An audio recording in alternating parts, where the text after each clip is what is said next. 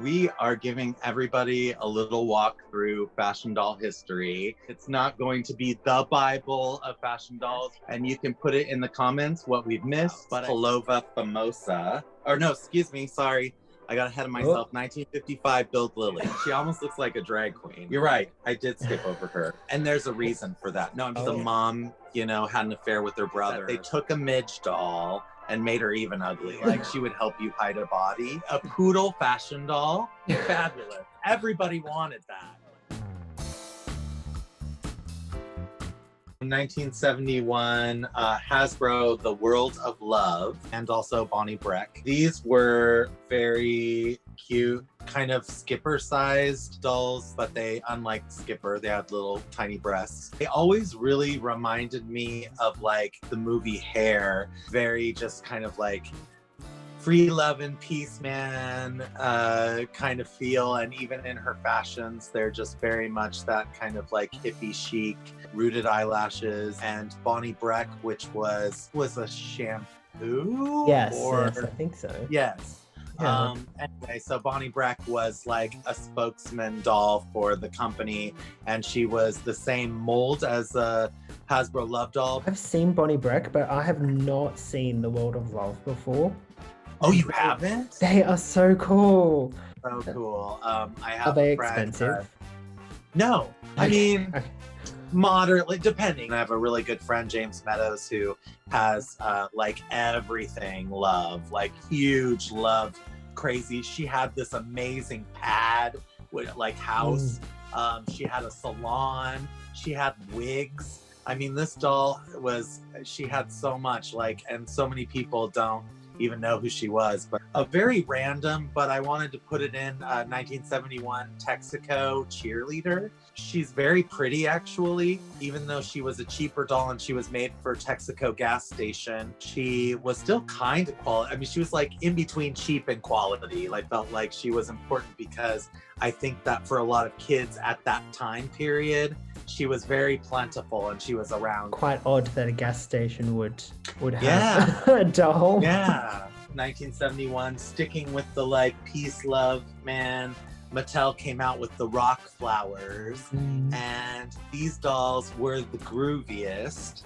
And they came with miniature records that you could actually play on a record player, and they had a stand on the record, so the doll can stand on the record and spin with the record like they're dancing. Bendy bodies that mix between the last of the mod era moving into the early 70s. They were a real band. They had their own record and everything.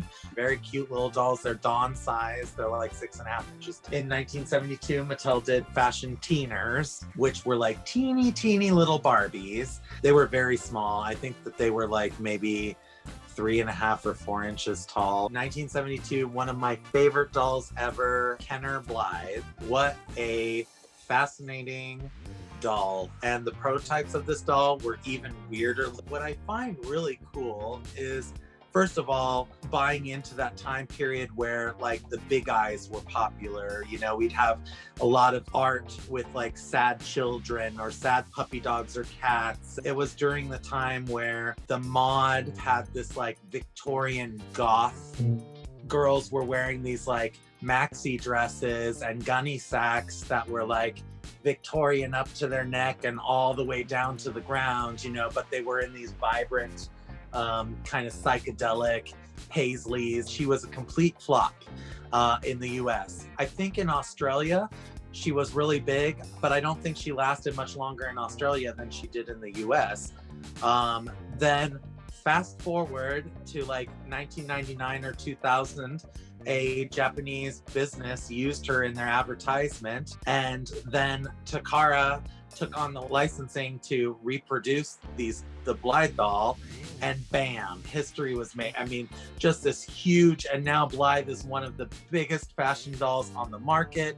Everyone's customizing her, and it's crazy to think that this doll from 1972 that no one thought twice about, that was buried and gone, has this whole new life. I've only had one original Kenner Blythe. I was in my early 20s and I was with a doll group, doll club bunch of older ladies, and we went to an antique store, and she was sitting there along a bunch of dolls in like a skipper dress on a stand, and they wanted $30 for her, and I didn't have $30, but I wanted that doll, and so I convinced one of the other doll ladies. I was like, would you please, and when we get back and home and whatever, I'll pay you back. And so she bought the doll for me, and I remember going back to our hotel room and just like mesmerized by this doll, pulling her string, watching her eyes change, you know. And this was, you know, maybe only a couple years before the reproduction came out, that I found out she even existed. I want one so bad, and people are like, oh yeah, get one of the reproductions, and I'm like, it has to be the original for me. I don't know. There's just something about that whole Victoria, she's got the original Kenner definitely has something that none of the reproductions were able to capture. They're all the reproductions are gorgeous and beautiful, but the Kenner definitely has this weird ghostly charm that nothing else can kind of. I love that kind of gothic vibe from the late 60s, early 70s. She's like the only doll that really captures that kind of. That's what my next Miss Mary line that's coming up is inspired by. So I'm excited about that. I'm excited too. 1972, we have Miss Take. I don't know how this worked within companies. I don't know if they had like a sculptor that maybe sold the same molds to different companies, or if the different companies were in cahoots. I don't know what. But Takara made a grow hair doll like Chrissy called Miss Take. And in the US, our company Unida made a doll called Jennifer that she was not a grow hair, but she was the exact same mold. Their face was screened exactly the same. They're both beautiful dolls. Of course, the Japanese grow hair Miss Take is very expensive. 1972 Mattel Cynthia, which is another bigger doll. She had like a little record player built into her. You could get like different fashions for her, like Paris. And I think she like spoke French from that record, or like. Yeah, I really wanted one of her too. And she has a friend that has quick curl hair. Casey, yeah. And there was another doll line. I don't know who made it, but they also had records. And she would like sing in Hebrew and stuff like that. Oh yeah, cute. Yeah, I can't remember her name. I'll just put it in the picture. Rainbow Nana-chan by Shiba. She's another one of those Japanese fashion dolls. Very anime and cute. She's got a very like big head and tiny little body. Then we have 1972 Girls World Emerald, the Enchanted Witch. I think those were really cute. They're really cool, very imaginative. Another one of those oddball 60s 70s took too many drugs and came up with this psychedelic witch for little girls to play with light up eyes that are not going to scare the little girls. No, they're not going to think that there's a demon staring at them from the other side of the bedroom. No, I love her. She's great. She's so kitschy, and she's so perfect for that like era. And she had her own house, which is very rare. She kind of reminds me of Blythe in a weird way, even though they're not the same at all. But she kind of just is that kitschy, interesting, weird. Yeah. She kind of gives me strawberry shortcake vibes. Yeah. I don't know. Yeah. In 1972, talking about like weird and kind of interesting and kitschy, we get Hasbro Leggy, and Japan had their version, which they made their own face sculpt for, called Ashinaga, made by Shiba. And I love those dolls. Are gorgeous. Their faces are beautiful. There was another company that made a Leggy mold doll, but they took a skipper face sculpt and shrunk it down, and the doll's called Pepper. I'm glad that they all happened because they're all different and they're all very cute. Oh, the Sunshine Family. I now, looking back at them, I think they're cute, and I think that they were very much of a time. When I was younger and saw them, I thought, what are those beady eye, ugly, like, I didn't get them at all. Earth-loving, you know, hippie people that just started a little family, and you know, they're very cute. They're not my thing at all. I prefer more the Star Spangled dolls. The Star Spangled, yes, Yeah, yes. yeah. One of the most beautiful and hard to get dolls is Shindana 1972 Wanda Career Girl. They were 9.5-inch dolls. They're gorgeous. I love them. I think that they were such beautiful dolls. They kind of remind me of a Francie. And Shindana was awesome because Shindana was a company, an American company that was producing all African American dolls. Mhm. And I think that they kind of get lost on the wayside a lot, even when people are talking specifically about Black doll history. It started with the career girl Wanda, made a reappearance Barbie size, and she's Disco Wanda. 1973, Ideals, Tiffany Taylor, Yeah. which I, of course, am in love with because I'm gay. She's just, the minute that I saw that doll, I think I was like 16 and I was over at a friend's house and I think it was their mom's like childhood doll. And she still had her like green platform heels and her little like green wraparound skirt and gold bathing suit. And I was just like enamored. I was like, what is this doll? The whole mechanism with the switching hair so she could be blonde and brunette with just a flip of the scalp, you know. Taylor Jones, which was the African-American version of Tiffany Taylor. Probably one of my favorite fashion dolls of all time. Move on to 1973's Daisy, the Mary Quant doll. She's like a smaller, kind of Lika sized doll. Like she's a little teeny bit more petite than even a Skipper doll is. She was a very, very cute doll. And at the same time, with the same sculpt, they had a doll called Havoc. In 73, we get the Disco Girls, which were not available in the US. Those were a doll from the UK. And they were by Matchbox. And they were utilizing the old molds from the Love dolls by Hasbro. New face sculpts, and the same company did the ABBA dolls. I was gonna say. Yeah. I love ABBA. I love ABBA, and I actually really wanted those ABBA dolls, and I had one. I think I had Frida and I had Bjorn. But then I got rid of them because I was like, oh, it's gonna be so expensive to get the other two, and I just got rid of them. But they're very cute. I love, of course, everyone loves ABBA. 1974, Kenner Dusty. What is there to say about Dusty? So to be fair, Dusty is one of Trixie Mattel's favorite dolls. I have seen one-of-a-kind Dusty dolls actually made to look very pretty, and the actual Dusty dolls, to me, were not. She had a friend named Sky. Oh my god. Yeah. No. We had Qantas Jenny that was pretty much Dusty with shorter hair. Even shorter hair than her. So like, yeah, and she was by Tall Toys, who also did Blythe as well. Yeah, she was different. She wasn't as tan and she didn't have the freckles. And I think there was one Dusty doll that was like that as well, and she had like really long hair. So there are a few out there that are okay, but yeah.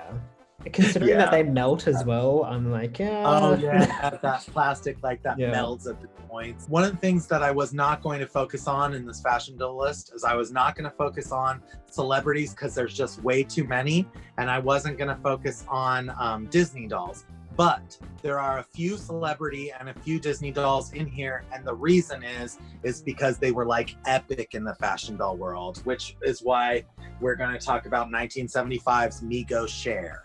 Of course, Migo did a whole bunch of other celebrities, but Cher undoubtedly is the winner. She takes the cake as far as fashion dolls are concerned. I think the doll's fabulous now, looking back on her, but Migo has this really interesting thing where I think they were trying to be like hyper realistic, but their sculptor wasn't quite to the where they should be or something. If you've seen some of those dolls bald, like without their hair, their faces are like here, and then they have these alien back heads.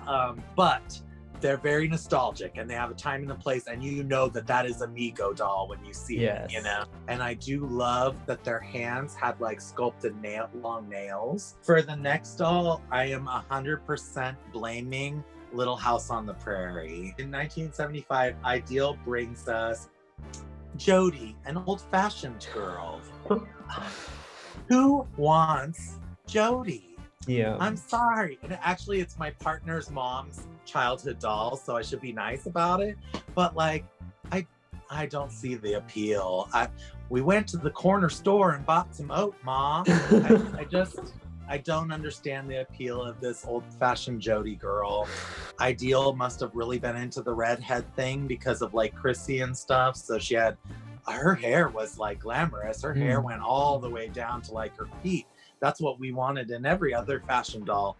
Unfortunately, she had like kind of a weird body. She was shorter. Her face was kind of looked like she ran into the wall or something. In 1975, Mattel's Young Sweethearts, Michael and Melinda.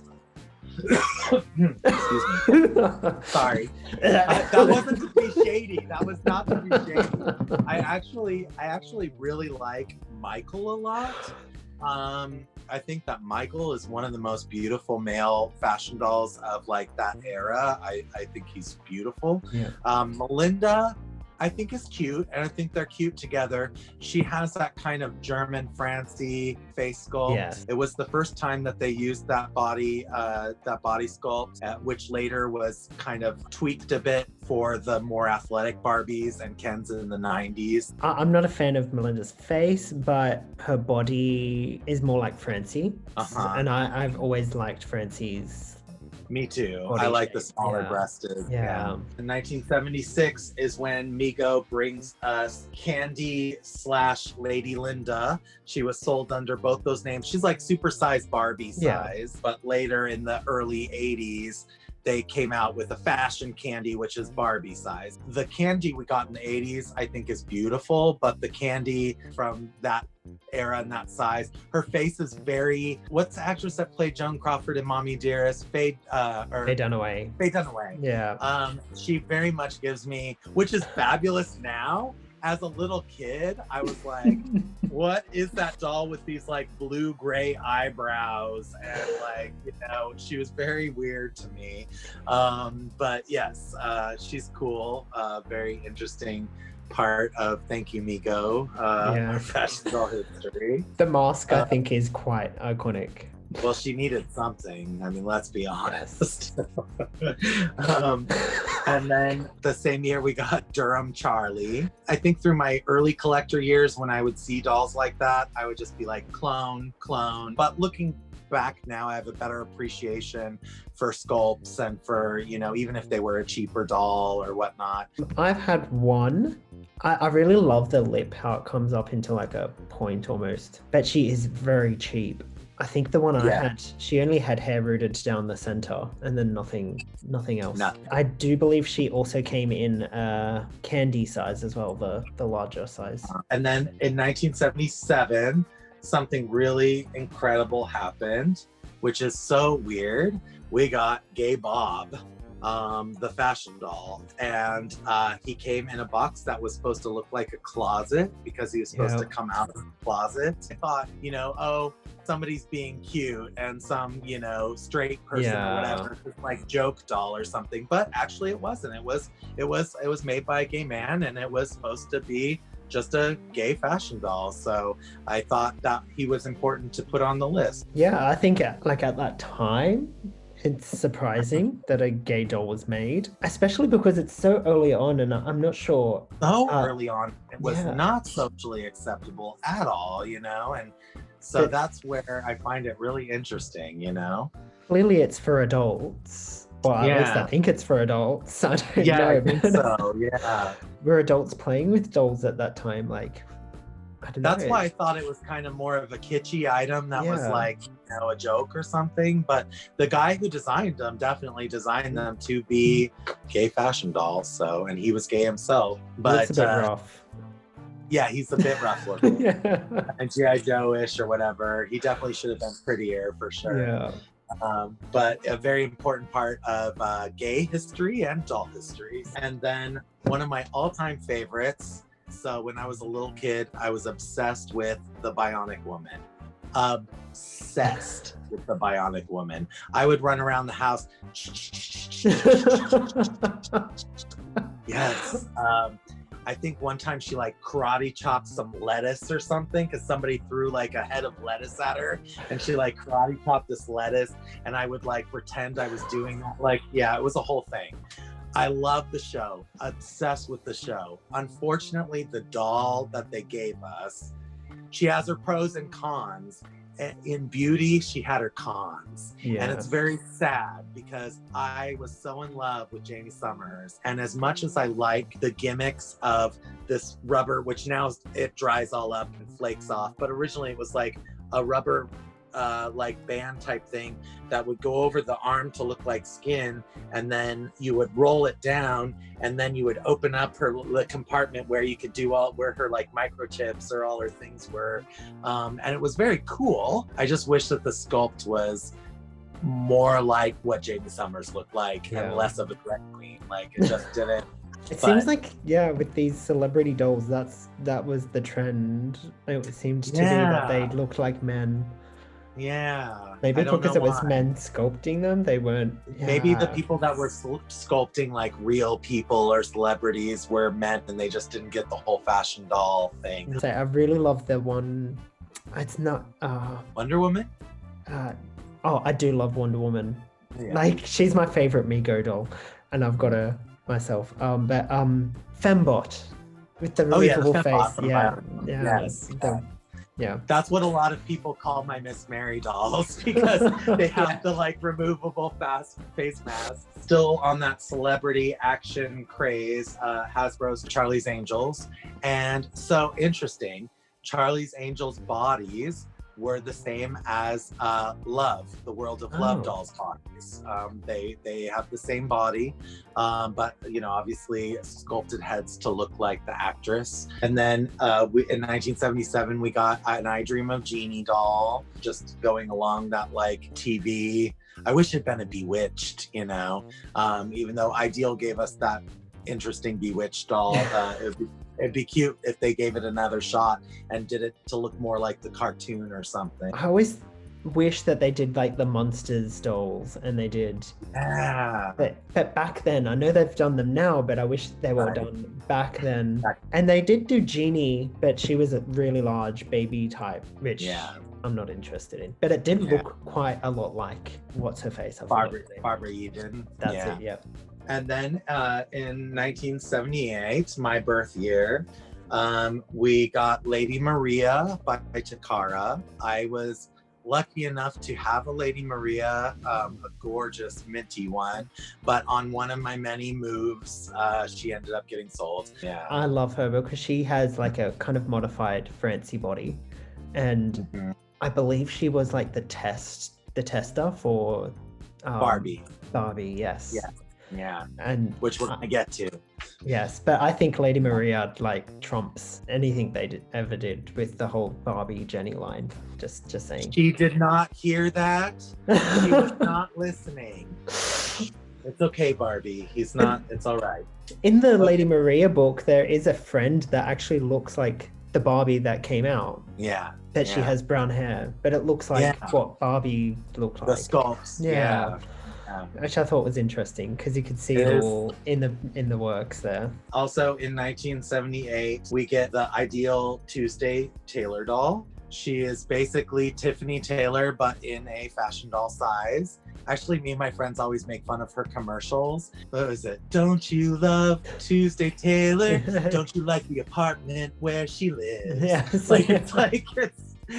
bad. But anyway, I don't feel like she reached the epicness of Tiffany Taylor in looks for some reason, but she's pretty much the same doll, so I don't know what it is. I have a disconnect with her. I still think she's fabulous and beautiful. Like, when I see Tiffany Taylor, I am like, oh, Tiffany, I love her. When I see Tuesday, I'm like, oh yeah, Tuesday Taylor, she's cute. I've never seen Tiffany in person, but Tuesday Taylor is by far my favorite fashion doll, hands down. Moving on to Marx's Cindy doll. Yes. Although Cindy did come along earlier. Did she? Yeah, I think she was in the 60s. She was kind of more like Tammy. Okay. And she was made by Pedigree for the UK market. Okay.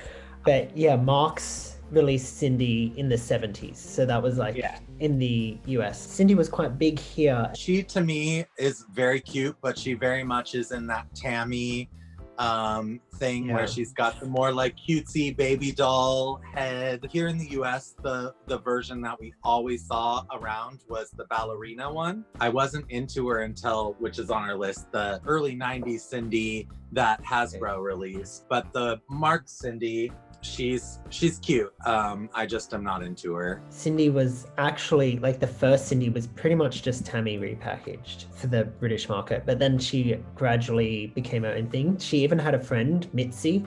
She had a huge head, and she was kind of a beret, and she had like a skirt with a pin in it, and very British, very kind of stuffy in the way that she dressed. Huge doll line that was 60s to 90s, pretty much alongside Barbie. But on the baby face thing, like, I'm not a huge fan of Cindy because she looks like an adult baby, and it's also the reason I don't like the Steffi sculpt. Right. Me I'm too. Like, you know what? My friend Jeremy Austin, he said something to me so long ago that I still use it to make fun of the Steffi face, which is he calls her baby needs a bottle. Yes. And I know that it's an unpopular thing because everyone loves Steffi. And even I love Steffi. I think there are a few dolls where it's used really well, but then a lot of the times she just looks like a baby with the big eyes and the doesn't do it for me. Another one of my all-time favorites of doll history, 1978, Kenner Darcy, the epitome of glamour at that time. I love her size. I love the way she feels in your hands, the quality, bendable elbows, wrists. Once again, Mattel, they were competing. And so they came out with Beauty Secrets. She's boxed almost identically to Darcy, sitting down. She has the bendable elbows and wrists, but we're gonna make it a step further, and she's gonna be a gimmick doll, and she can like powder her face or, you know, whatever. But it was their version of Darcy, you know, they were competing because Darcy was doing fairly good on the market, and Mattel does not like competition. So, or Barbie does not like competition. So I'm sad for Darcy. I'm particularly fond of her friend Erica, and then she had another friend Dana, and they were all three beautiful, and I have all three, and I've had multiples through the past because I just love those dolls so much. They came out my birth year, so you know, all beautiful things. 1978. No, just No, 1978 was like a crazy year, because I think even though Superstar Barbie was out at that time, and she's iconic and pretty much like the Barbie doll, you had all these other dolls like Tuesday Taylor and Darcy and stuff that I think were actually better quality, more posable. But Barbie killed them. She ran them over in her Corvette, her pink Corvette. Then we get a late copy of the Sunshine Family in 1978. Remco comes out with the Proud Family. The dolls are very much the Sunshine Family. They're just a mom and a dad and a baby in a basket, ? In 1978, also, like we had talked about, the Shindana company with Wanda. That's when Disco Wanda came out in the 11.5-inch size. A new face sculpt that was more like the black version of a Superstar Barbie, that very popular open mouth teeth smile. Her fashions are crazy. They were so disco, over the top. I actually have never had Shindana Wanda, either version, but like I said, the 9.5-inch one, I want her so bad. But so don't go on eBay and drive up the prices. I still have to get one. Yeah. Damn you people. I didn't even want to talk about her on this video, but here I am, and now you people know about it. Then 1979, Migos Fashion Candy. I always loved her. I always thought she was very beautiful. That sculpt is very pretty. As a kid, I remember thinking she was just as pretty as Barbie. Like, you know, I always thought she was a very pretty doll. I think I heard that she was actually outselling Barbie for a while. I wouldn't be surprised. I wouldn't be surprised. 1979, Guardian Goddesses by Mattel. They're kind of a really weird and interesting doll because they were a test market doll. They were not widely released, but they were widely released. Oh, they were a test doll and a prototype, and they didn't actually make it fully onto the market, but we have hundreds of thousands of them lying around. Technically, it's always been documented as a test run. It was never fully released, and then they decided to just not go forward once they did the 2 dolls in the 4 fashions. So there were problems with quality control and parents complaining that the dolls were breaking. And so that might have also been a little part of why they didn't continue. Funny that they used that face sculpt for the Italian Barbie, because they actually remind me of an Italian doll. Like, they look very, to me, I mean, I don't know what an Italian look is, but in my head, the way I think about like Italian design or Italian looks, they look very Italian to me. They're beautiful. The style of the clothing and stuff, and actually reminds me of Kate Bush's babushka, like what she's wearing. Yeah. That kind of thing. And I think that's so cool at that time. It was cool. Yeah, very spacey and like princessy at the same time, like galactic princess, you know. Yeah. And it also looks like it could be in the late 80s, that line. So here's where so many people are gonna hate me. So Mattel continues to bring us weird products and these little glamour gals. Anyway, even though they totally stole it. I mean, I never knew that. And I had one. I had one and she's gone now. And I'm gonna call them on their shit because those are lies. It was supposed to be Gem and instead it's that bitch.